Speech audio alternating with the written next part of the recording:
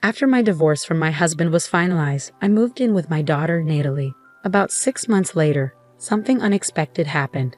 It was my day off, and I was relaxing at home with Natalie when I got a call from my mother. She told me that my ex-husband and his mother had shown up at my parents' house uninvited. I quickly got dressed and went over there. When I arrived, I found my ex-husband and his mother sitting on the sofa in the living room, waiting for me. I had no clue why they were there. "Why are you here at my parents' house?" I asked. My ex-husband, John, surprised me by saying, "I want you to return the money you owe me. My name is Aaron. I'm a 40-year-old office worker. I was married to John for 14 years, and our daughter, Natalie, was born around the time we got married. She's now in the 8th grade. We were a happy family, and I felt sure that we would always have a loving home together." I met John on a blind date and was instantly drawn to his friendly, kind, and cheerful nature. He liked me too, and we stayed in touch throughout high school.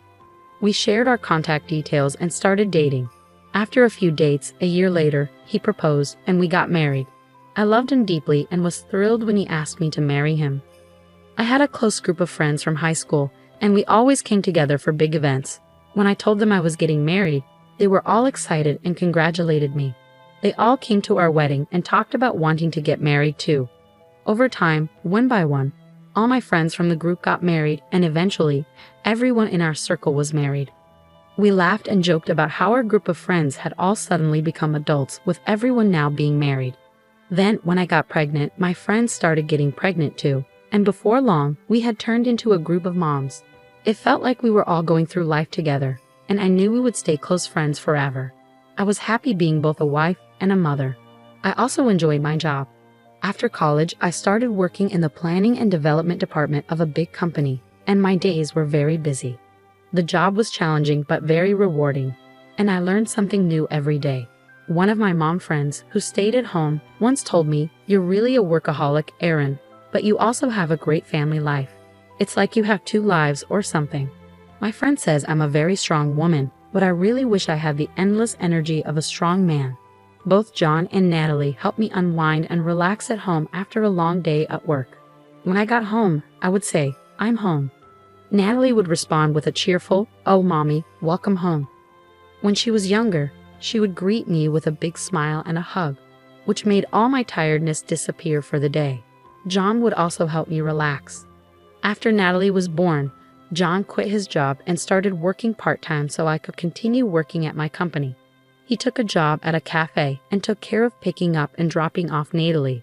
When I came home, he always had dinner ready. After a long day at work, it's tough to cook, so coming home to a hot meal was a huge relief. John's cooking helped me feel relaxed and refreshed. I would take baths with Natalie and we chat about our day. My life was fulfilling both at work and at home. I could manage it all because John and Natalie were so supportive of my job. Their kindness made me even more dedicated and passionate about my work, and as I achieved good results, I got promoted. With the promotion, I started working more overtime and often came home quite late. By then, Natalie was older and understood the demands of my job, so she could handle some things on her own. John also began working more hours at the cafe. Lately, I've been enjoying exploring different coffee shops and buying their coffee beans. I picked up some today, along with cakes from a new bakery. I suggested we have them with coffee. John has really gotten into coffee. He's been learning about roasting beans and trying different types at his cafe job. That's why he makes such great coffee at home. John and Natalie were both very understanding about my dedication to work, but I didn't notice that our family was slowly starting to drift apart. I first realized something was wrong when Natalie came to me with a concern. "What's up? You wanted to talk about something," I asked her. "Well, the other day, when I went to see a movie with friends from school, I saw Dad with another woman," she said. I was shocked. "What?" Natalie continued. "They weren't holding hands or anything, but they seemed a bit close. Lately, I've noticed Dad talking a lot on the phone before you get home. Sometimes he's so focused on his phone that he doesn't really listen to me. He looks happy while on his phone. At first, I thought he was texting or talking to you, but after seeing him with that woman, I'm starting to wonder if he was talking to her instead." Natalie looked really sad as she spoke. She was already in middle school and sensitive to these kinds of issues, so I knew she wouldn't be able to handle this alone. I was also shocked. The thought that John, who I believed always put Natalie first, might be having an affair was heartbreaking. I'm so sorry, sweetie. I didn't realize we were making you feel this way. I've been too focused on work, haven't I? Natalie reassured me. No, it's okay that you work hard, Mom. Don't feel bad about that. I was grateful for her understanding words. Thank you, Natalie. I'll talk to your dad about this. If it turns out he's having an affair, I think I'll have to get a divorce. Is that okay with you? She nodded. I don't like the idea of Dad having an affair. Just knowing that and still being with him would make me feel bad. Seeing Natalie so upset made me realize how much I had neglected my family. I knew I needed to get to the bottom of this issue, especially since Natalie had the courage to bring it up. I hired a private investigator to look into John's possible affair. The results were shocking. John was indeed having an affair, just as Natalie said, and there was photographic evidence to prove it. What stunned me the most was who his affair partner was, Stacy, one of my high school classmates and a member of our mom's group. I was more surprised by this betrayal from a friend I trusted than by John's affair itself. Stacy, a stay-at-home mom and the last to marry in our group, had a young child of her own. Yet she was involved with John and neglecting her own child. When I saw the evidence, I was overwhelmed and couldn't move for a while. If I hadn't been alone in my room, Natalie might have stumbled upon those photos, causing even more turmoil in our family. I wasn't ready to confront John yet, and I definitely couldn't let Natalie see these pictures. I took a deep breath to calm myself down. Then, another friend from the mom's group told me she had changed jobs, which gave me the idea to suggest a get-together. I figured it would be a good chance to see Stacy without her knowing I was aware of the affair. The get-together was planned for 3 weeks later. During that time, I quickly hired a lawyer and began preparing for the divorce. I briefly informed Natalie about what I had discovered and that her dad and I would be getting a divorce. We spent our days off together looking for a new apartment. The day of the get-together finally arrived. I started by asking my friend about her new job, and then we all shared updates about our lives. Stacy still didn't seem to know that I was aware of her secret, and we had a normal conversation. Everyone's working, so it's good that things are changing, Stacy said. I'm just a housewife, so I'm stuck in the same routine. Well, you don't have to work, Stacy, because you have a husband who supports you, one of my friends replied. I do appreciate my husband, but sometimes I feel a little bored, Stacy admitted. It was time to confront her about the affair. So, is that why you're having an affair with other people's husbands? I asked. Stacy and the other friends froze at my comment. Aaron, what do you mean by that? Stacy asked, her face going pale. Well, it seems that Stacy is having an affair with my husband John, I said. What? No way. You must be joking, the other friend said, trying to defend Stacy. Since my friends were protecting her, Stacy took advantage of it. That's right, Aaron. What are you talking about all of a sudden? You must have confused me with someone else, Stacy said, trying to deflect. Oh, really? I replied. Then why don't you all take a look at this? I pulled out the photos from my bag and laid them out on the table. My friends stared at the photos in shock. Oh my gosh, they gasped. Stacy, why? They asked. Stacy, clearly caught off guard by the evidence, covered her mouth with her hand. I'm so shocked. Why did you have an affair with my husband? Stacy seemed to realize there was no way out. I'm really sorry. I happened to walk into the cafe where your husband works. I didn't know he worked there at first, but I started going there regularly. My husband provides for me, but he's been neglecting me since we got married. I was feeling lonely. Stacy started to cry as she spoke, but even though she had her reasons, having an affair is unacceptable, especially with a friend's husband. I remained calm and composed, not letting her tears affect me. I'm sorry to everyone else, but I need to tell Stacy that I'm going to pursue alimony from her, I said. I also sent a certified letter about this to your mailbox today, Stacy. Your husband should have already seen it. Oh no, Stacy said, looking worried. How could he do something so terrible? She asked, still in shock.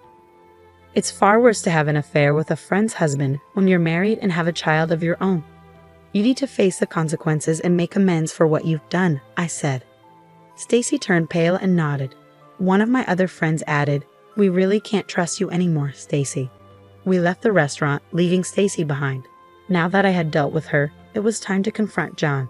I was pretty sure Stacy had already contacted him about what happened. When I got home, John met me at the door, looking panicked. "What have you done?" "I just got a call from Stacy." "Are you really making our affair public? How could you be so terrible? You acted like a good husband, but you were cheating on me." "No, that's not." "But Stacy has a family too. How could you expose her like that? It's ridiculous." I responded, "It seems people who have affairs think alike. You believe that as long as the other person doesn't find out, it's not a big deal. But what you did was wrong, and it all needs to be revealed as part of your punishment. That's why I'm going to divorce you and seek alimony and child support." With clear evidence of the affair, John couldn't deny what happened and agreed to the divorce. However, he was hesitant about paying alimony and child support. When I hired a strong lawyer and made it clear that I was ready to take the case to court, he finally agreed to pay. So I divorced my ex-husband, sold a house we had been living in, and moved into a new apartment with Natalie. I also pursued alimony from both John and Stacy and received $30,000 from each. Additionally, I secured child support from John. Once everything was settled, Natalie and I started our new life together. The experience was very traumatic for me, but over time, my wounds began to heal. However, about 6 months later, another issue arose. I was relaxing at home with Natalie on my day off when I got a surprising call from my mother. She told me that my ex-husband and ex-mother-in-law had shown up at my parents' house and forced their way in without permission. My father was out, so my mother called me in a hurry. I quickly got ready and went to my parents' house. When I arrived, my ex-husband and ex-mother-in-law were sitting on the living room sofa waiting for me. I had no idea why they were there. "What are you both doing here at my parents' house all of a sudden?" I asked. My ex-husband then shocked me with his next words. "I want you to give me back the money you owe me." "Huh? I never borrowed any money from you. I paid $15,000 for our wedding, remember? You were the one in charge of the wedding, so that money was lent to you. Now that we're divorced, you're claiming it was all a fraud. Honestly, I could sue you for marriage fraud, but for now, all I want is that $15,000 back as a settlement." He made an unreasonable request. My ex-mother-in-law also insisted that I pay him as soon as possible.